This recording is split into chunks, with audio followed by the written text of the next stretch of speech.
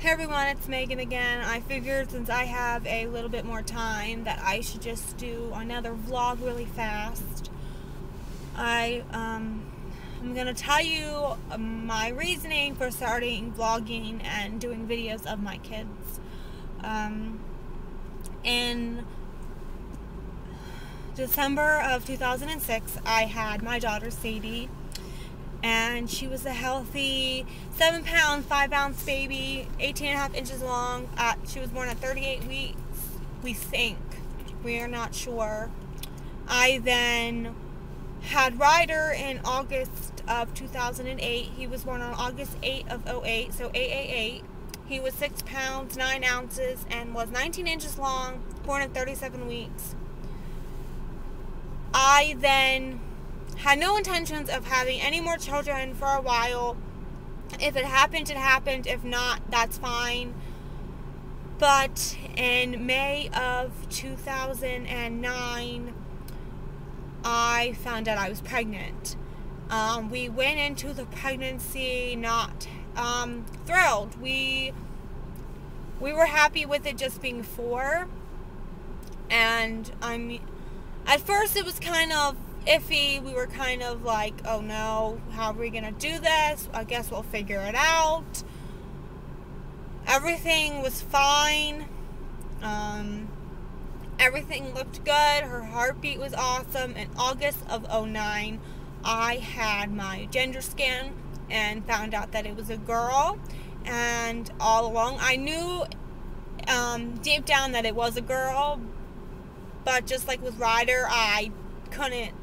Like with Ryder, I knew it was a boy, but I just was like, no, it's probably a girl. No, it's probably a girl. And I was right, it was a boy. And with this baby, I had an intuition that it was a girl, but I wasn't getting my hopes up or anything. I just wanted to go with the flow and find out when I found out. And even with the gender scans, they're not always correct. Sometimes they can be wrong. So I could have thought this entire pregnancy she was a girl, and it would have been a boy, just like with Sadie and with Ryder. So that happened on August. We found out she was a girl August 31st, I believe. And then on September 23rd, I was scheduled to go in for my 21-week appointment.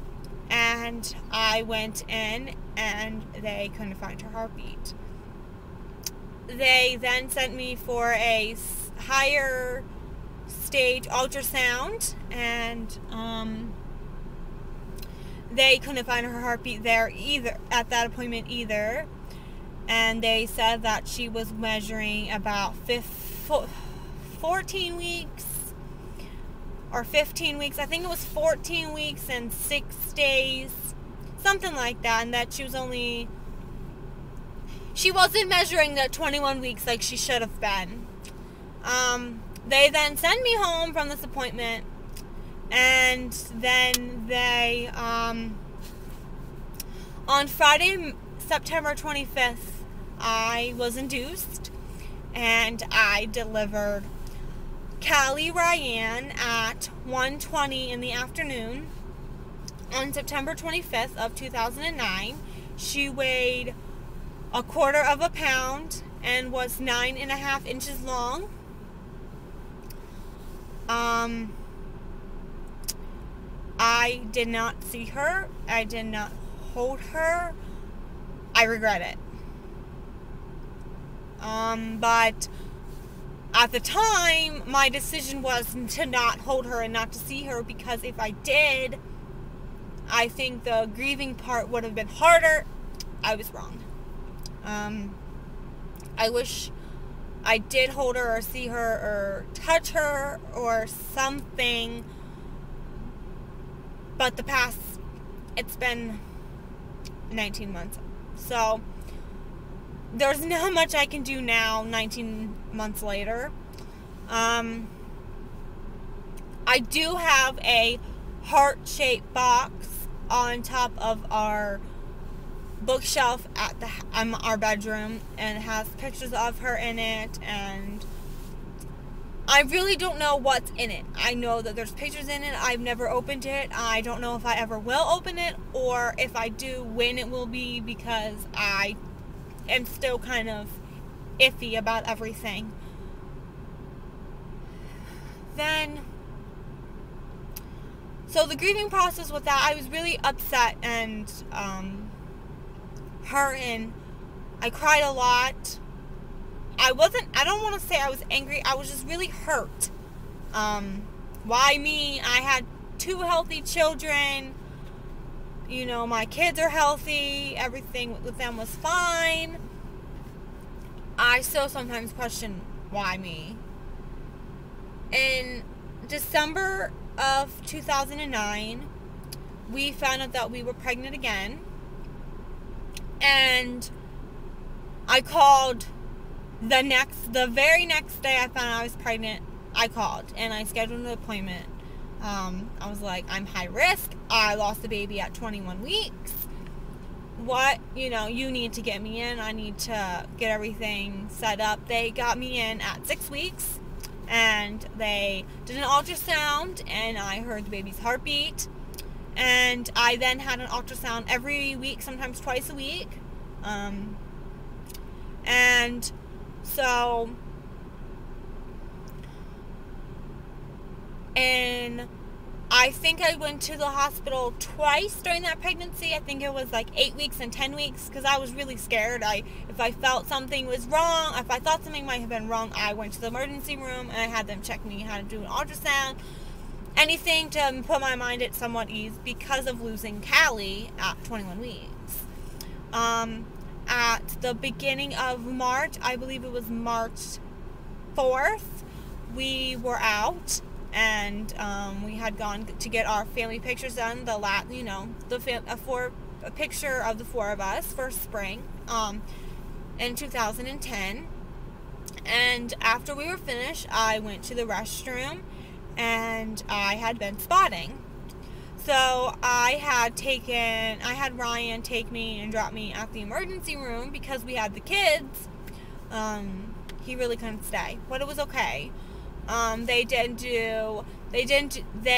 did a pelvic exam and an ultrasound, and they said that there was no heartbeat. Now, here's something that I didn't include yet.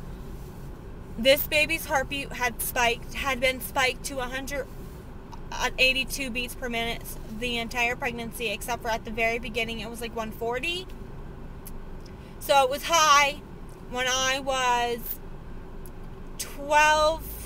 13 weeks pregnant, they had sent me to a special ultrasound tech. I can't think of what the name is off the top of my head right now. And they said that there was a chance that the baby could have had Down syndrome.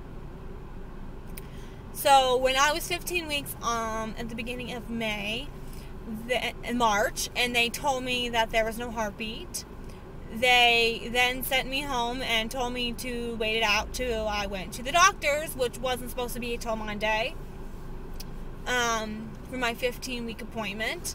And then I ended up calling my doctor and going on Friday to the doctor. So the next day I went to the doctor's, and they couldn't find the heartbeat either.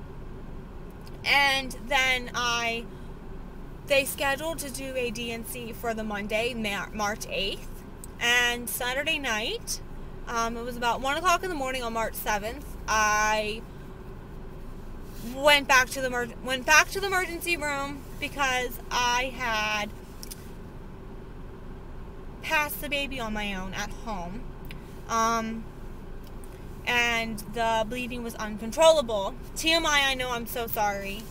I then had an emergency D&C early Sunday morning at 15 weeks. So I don't know what really I should do, if I should talk to my OBGYN and ask him questions.